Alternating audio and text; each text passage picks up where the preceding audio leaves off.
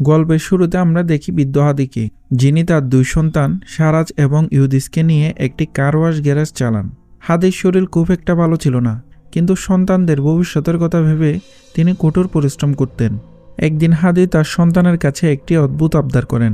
তিনি বলেন তার মৃত্যুর পর তাকে যেন তার জন্মস্থান অর্থাৎ গ্রামের বাড়িতে দাফন করা হয় ইসলামিক নিয়ম মেনে। সারাজ ও ইউদিস তখন বুঝতে পারেনি কেন তার বাবা হঠাৎ মৃত্যুর কথা বলছে।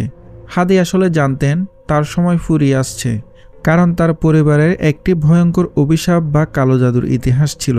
একদিন রাতে হাদি যখন বাড়িতে একা ছিলেন, তখন শুরু হয় অতিপ্রাকৃতিক ঘটনা। ঘরের লাইটগুলো নিজে নিজে জ্বলে উঠতে থাকে। অন্ধকারের ভেতর হাদি দেখতে পান দুটো জলজলে চোখ তার দিকে তাকিয়ে আছে।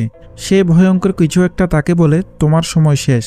ঠিক সেই মুহূর্তে সারাজ ও ইউদিস বাড়িতে ঢুকে তাদের বাবাকে মৃত অবস্থায় পড়ে থাকতে দেখে। তাদের মাথায় তো আকাশ ভেঙে পড়ে। শুরু হয় কান্নার রোল। কিন্তু এটাই কি শেষ? না, এখান থেকেই শুরু হয় আসল রহস্য। বাবার শেষ ইচ্ছা ছিল গ্রামে দাফন হওয়ার, কিন্তু সারাজ চেয়েছিল বাবাকে শহরের কাছে মায়ের কবরের পাশে দাফন করতে। জায়নাজার প্রস্তুতির সময় হঠাৎ সবাই চমকে ওঠে।